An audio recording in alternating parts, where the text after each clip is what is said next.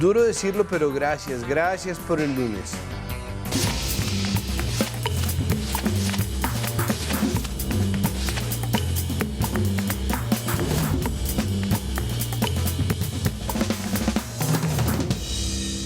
Sobre todo por un lunes en el que obviamente no pararemos de hablar de esas cosas sobre las que no vamos a hablar. Y empezamos no hablando sobre Laura Sarabia otra vez, ahora que regresa, o al menos eso parece, esta vez en forma de directora del Departamento Nacional de Prosperidad Social, lo que en un enroque muy extraño como de alfil con torre, o algo así, mandaba a Cielo Rusinque, que es la directora de Prosperidad Social, a ser Laura Sarabia, porque como tampoco parece que haya nadie más que sea mano derecha de Petro, solo Sarabia, pues es como que Petro hubiera dicho, Cielo, ahora tú eres Laura, y Laura, ahora tú eres mi Cielo. Pero resulta y acontece que la misma Cielo filtró su nombramiento. Y como le pasa a los que cantan goles que no han entrado, no le entró el gol a Cielo Rusinque, lo cual nos deja frente a la eterna pregunta de hace un par de meses, ¿y ahora quién será Laura Sarabia? Porque a ver, lo que es ya como tal Laura, pues no debería laurearse o enlaurearse u ocupar el laureato, sobre todo después de que Cliqui sacara el video de la sesión de polígrafo denigrante a la que fue sometida Mariel Bismesa. Es por decoro, simplemente, que valdría la pena repensarse si en medio del proceso y con el proceso corriendo vale la pena meter a Laura Sarabia otra vez, al menos así tan de afán. Digo, es que está la evidencia fresca, ahí está el video, está el polígrafo todavía caliente y el escándalo está en carne viva, hay 4 capturados por el mismo caso que fueron capturados además la semana pasada. Realmente no sé si valga la pena darse semejante pela, y eso que Cambio publicó un video en el que se evidencia que no eran las 5 maletas de plata como Cliqui quería vendernos y todos aquellos que estaban especulando sobre unas cantidades absurdas, sino una sola. Y eso, por supuesto, entonces reduce la cifra que estaban estimando, especulando, quienes empezaron en millones de pesos y acabaron en miles de millones. Y de verdad, como siempre, valdría la pena esperar. Porque en un gobierno que depende tanto de los símbolos, este es un simbolazo gigante de algo muy malo, o la imagen de una serie de vicios que en nada parecen un cambio, o al menos porque a final de cuentas, con o sin Laura Sarabia, esto sigue siendo cierto, es un síntoma de lo que parece ser la gran soledad de Gustavo Petro, de quien siempre se especula que no tiene en quién confiar, no solo porque él se ha dedicado sistemáticamente a disolver y romper cada colectivo en el que ha participado o que ha ayudado a crear, o porque la gente esté buscando unírsele para imponerle agendas, o porque la gente lo traicione así sin más, también porque él mismo ha optado por aislarse, como si se solazara en esa autoimagen de incomprendido que tiene, pero claro, no es como que le sobren tampoco razones para confiar si finalmente es de las personas sobre las que más se ha hablado ñola en este país, desde los círculos más cercanos, sin ir más lejos su familia, porque resulta que su hermano Juan Fernando salió en Los Informantes hablando de que él y su hermano Gustavo Francisco fueron diagnosticados con Asperger hace mucho tiempo, cuando todavía se diagnosticaba Asperger. Y claro, la gente salió a rasgarse las vestiduras por todos los lados posibles. Para unos era un ataque generado contra nuestro pobre presidente, el mejor de todos los tiempos, el más mimino, el más inteligente, el hombre del futuro, y para los otros entonces era una forma de excusarlo por sus defectos y encima de todo decirle genio, porque entonces estaba todo el mundo diciendo que eso es lo mismo que tiene Messi y Anthony Hopkins y no sé quién más y otra gente ahí como regular como Elon Musk, pero ¡ay! Los genios. Y pues a ver, para empezar, ni siquiera se le dice Asperger ya, ni se habla de un padecimiento como lo dijeron tantos medios de comunicación. Se trata de una neurodivergencia que puede encajar en el espectro autista y que no se padece ni se sufre, que simplemente se vive y presenta unas variaciones en la manera en que una persona percibe el mundo que lo rodea y su propio universo emocional, y tampoco garantiza genialidad, ni garantiza la impuntualidad, ni la excusa, ni la maldad, ni la bondad, nada. no es prueba de nada. Pero Juan Fernando Petro luego salió a decir que ni siquiera estaba hablando de su hermano Gustavo, sino solamente de él, que ya se acordó bien y que fue él el que fue diagnosticado con Asperger, que ya les dije. Lo que no aclaró, y en cambio con los informantes sí dijo, sin sonrojarse ni despeinarse su pelo que le tapa su calva, es que sí fueron a las cárceles a prometer la no extradición y el no encarcelamiento, que sí se reunieron con narcos, paras y guerrilleros encarcelados para que desde las cárceles se ejerciera poder sobre los territorios para conseguir votos, y él mismo lo dice como si fuera un triunfo y dice que no fueron a negociar nada, pero no entiendo entonces cómo se llama eso si no es negociar. Y no es un triunfo, no así como así al menos, es una noticia más que está enlodando la campaña de Petro y es además la confirmación de que Ricardo Calderón estaba en lo correcto y que las pruebas que mostró eran reales. En su momento se dijo, y aquí dijimos también, que el panfleto que corría por las cárceles y que fue mostrado fue designado como apócrifo, y posiblemente lo era, pero apócrifo no es sinónimo de falso, simplemente quiere decir que no era oficial o que no estaba puesto ahí de manera oficial con un membrete oficial. En su momento se dijo que Juan Fernando Petro no estaba yendo a las cárceles en nombre de la campaña, ni se cambió la versión cuando quien lo acompañaba fue nombrado después como alto comisionado para la paz. Pero ahora el mismo Juan Fernando Petro está diciendo que así fue y que de hecho su método es el verdaderamente efectivo, que al comisionado Rueda le impusieron un método que no logrará resultados y más allá de las discusiones, entonces creo que se le debe una disculpa a Calderón y una explicación al país.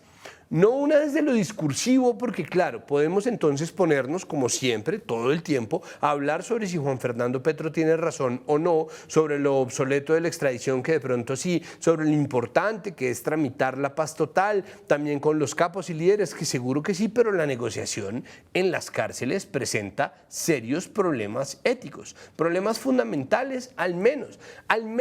presenta un reto en materia de legitimidad, otro reto en materia de legitimidad, porque es muy difícil venderle esa idea a la gente de irse uno a tramitar, digamos, no negociar, pero sí intercambiar unas cosas por otras que pueden tener valor para unos y otros. No importa cuánto trabajo ni cuántos bandidos cueste convencer para ganar un territorio en términos de votos, entonces esperemos la explicación a ver qué es la vaina, y como siempre, la invitación desde acá es a desconfiar del escándalo, porque muchas cosas pueden ser ciertas al mismo tiempo, pero no vamos a hablar de eso. Tampoco vamos a hablar de cómo algunos sectores se han mostrado preocupados porque en RTVC Noticias se pueda hacer, o que el noticiero se pueda convertir en un espacio de propaganda gubernamental. Esos sectores seguramente son los mismos sectores que no se sintieron preocupados cuando Álvaro García, entonces gerente de RTVC designado por Duque, destinó demasiada plata, más de la que se puede gastar en eso, para hacer un noticiero gigante durante el gobierno Duque, y nosotros acá se los dijimos. Era un problema hacer un noticiero cuando los noticieros ya están tan desacreditados. Era un problema hacer un noticiero en la televisión educativa y cultural del país, en el que además se están jugando el prestigio de periodistas que hacen su mejor esfuerzo porque lo hacen. Y porque es que ya no cabía, y ya no cabe un noticiero más, y menos aún uno hecho desde el gobierno que sea, que no es del Estado, es del gobierno, y ya casi el Estado y el gobierno no logran distinguirse entre sí. Además, porque las noticias ahora más que nunca son o están vistas como arbitrarias, o mejor dicho, la gente ya descubrió que las noticias se hacen con sesgo y agenda, que no se publican tomadas desde una fuente primordial de la información objetiva y única sin alteración alguna. Se sabe que son usadas como armas, que son instrumentalizadas cuando son verdad y también cuando no, y que ahora que vivimos en las guerras de la opinión que parecen diseñadas para garantizar que nada tenga consecuencia, pues ahí está. Ahí está el gran problema. Y ya que estamos en las guerras de la opinión, Petro desató una nueva con su propuesta de volver gratuito el transporte público, o, mejor dicho, subsidiarlo de cara a la cantidad de personas que se están colando en Transmilenio y en otros sistemas de transporte masivo. Propuso en un tuit que la fuente de financiación fuera el recibo de la luz, y ya que estamos en las guerras de la opinión, debo decirles que estoy de acuerdo con que se subsidie el transporte público. De hecho, De hecho, es un objetivo de una gobernante de derechas como lo es Claudia López, que dijo que para 2030 están pensando en lograrlo, aunque ella ya no va a estar acá, muy seguramente yo tampoco. Pero el punto ni siquiera termina siendo este, porque de inmediato se partieron en dos las opiniones, entre quienes dicen que ese es el espíritu del progresismo, que esa es la prueba inalienable de que Petro es el mejor presidente que hemos tenido, y la mejor idea que se ha expuesto en materia de transporte público. Por favor, premienlo otra vez como mejor alcalde. Yo sé que es el presidente, pero no importa. Y esto todo sin mirar si es la mejor forma o si eso generaría algún tipo de impacto adicional y cuál, y a quién se le podría asignar entonces la carga de pagar esos pasajes gratuitos. Y ojo, salieron muy buenas propuestas como la de María Mercedes Maldonado, que estuvo aquí invitada también con nosotros, y por el otro lado empezaron los geniazos de siempre con el, cuando la gente se le regala el transporte público se vuelve perezoso, ¿me entiende? No es el pescado, enseña a pescar, y así es difícil. Es muy difícil llegar a cualquier tipo de conversación, sobre todo cuando la idea que propuso otra vez Petro es la de hacer el berraco acuerdo nacional, en el que se unirán los partidos y los colectivos y la gente, el pueblo, a hacer las reformas que el mandato popular debe. En fin, lo que se suponía que había era eso, es decir, lo que desde un comienzo había, cuando había godos en el gabinete y gente de la U y liberales, de los que sí y de los que no, era eso, un acuerdo nacional, y entonces parece que va a haber acuerdo posible, pero al tiempo no se sabe, porque un día Petro dice una cosa y al otro día dice otra, y todo el mundo está súper preocupado porque Petro les dice a las empresas como Argos que participaron del despojo de tierras, y entonces todo el mundo se despeluca. ¿Cómo se atreve? Que Petro lo que hace es que odia al empresariado, pero va uno a ver. Y resulta que ya hay fallos judiciales que demuestran que Argos sí es responsable de comprar tierras que fueron despojadas, y que si esto está documentado, pues no puede salirse a argumentar que cada cosa que se dice es una opinión antiempresas, y lo que necesitamos, Petro o no Petro, es que las empresas se hagan responsables por hacerse del lado de los victimarios otra vez. Y eso no es un sesgo antiempresarial, es la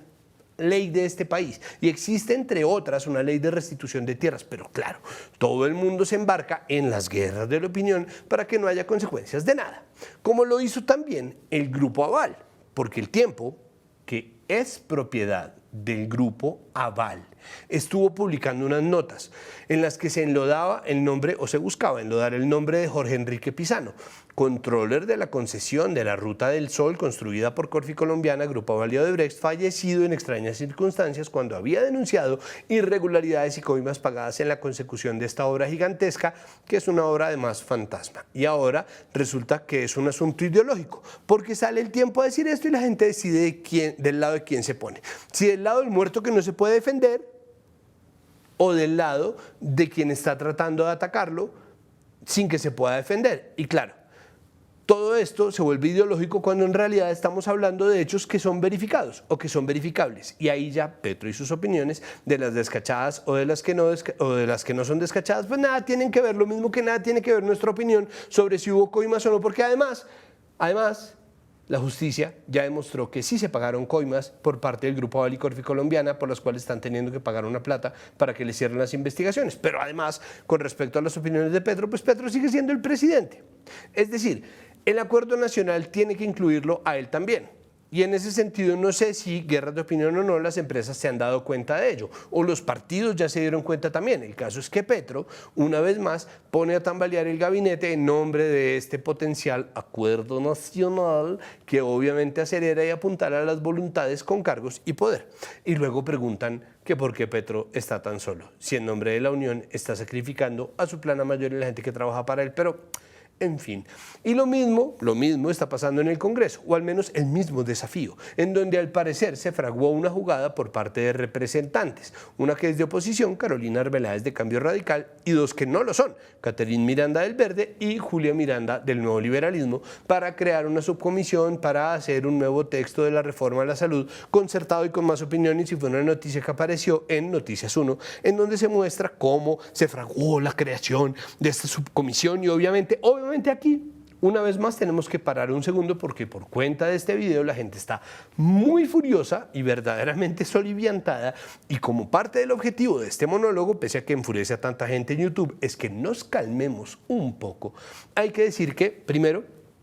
No hay nada ilegal en lo que están haciendo las representantes. Que esa comisión todavía no ha sido integrada y que por lo tanto no existe una garantía, al menos en nombre de sus miembros, de que eso vaya a ser necesariamente una forma de bloquear la reforma a la salud, que, como ya lo vimos en este programa y en nuestro podcast Capital Político, de mil maneras tiene muchísimos problemas. Pero sí hay que decir que la forma en que se hizo, aprovechando la distracción, afanando, apurando, a espaldas de la gente y sin debatir, fingiendo pupitrazos que no había, es simplemente otra puñalada a la muy desacreditada y muy disfuncional política de la democracia representativa, que se hace a espaldas de las personas y no en nombre de la gente, y que evita el debate, que es lo que se supone que van a hacer al Congreso las representantes. Entonces calma, pero al tiempo se ve mal.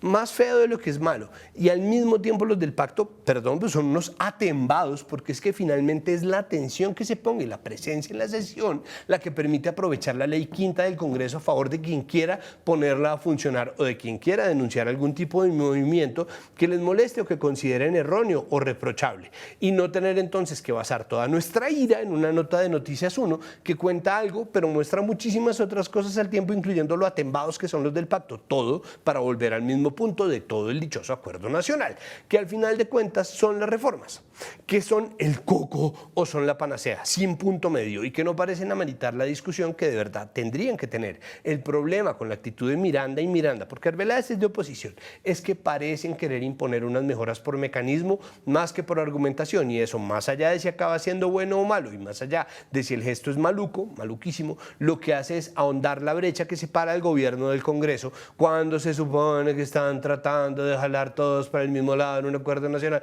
Al final, lastimosamente, no parece que nadie quiera realmente jalar para el mismo lado de nadie. Los empresarios quieren que se omitan sus muchísimas facetas de victimarios en razón de sus facetas heroicas. El gobierno quiere que la gente acepte lo que plantean sin más discusión, o si no puede haber una revolución. Y la oposición pretende que el gobierno caiga en razón, lo que para ellos quiere decir echar todo para atrás, y supongo que en la mitad los del centro están haciendo exactamente lo mismo como Miranda y Miranda, y al final de todo eso se supone que habrá algo parecido a una negociación o al menos a una síntesis de todo esto, pero francamente, ¿a qué costo? Y eso, que no es lo único que pasa en el Congreso. Sin ir muy lejos, volvió el eterno tema desgastado, populista, mil veces discutido, ese sí, ni una sola vez acordado, del sueldo de los y las congresistas. No hay acuerdo en si es ahora o si es luego, en si vale la pena, en si es la prioridad. Acá les dejo mi opinión. Creo que es populismo, sí, sobre todo porque se ha hecho mil veces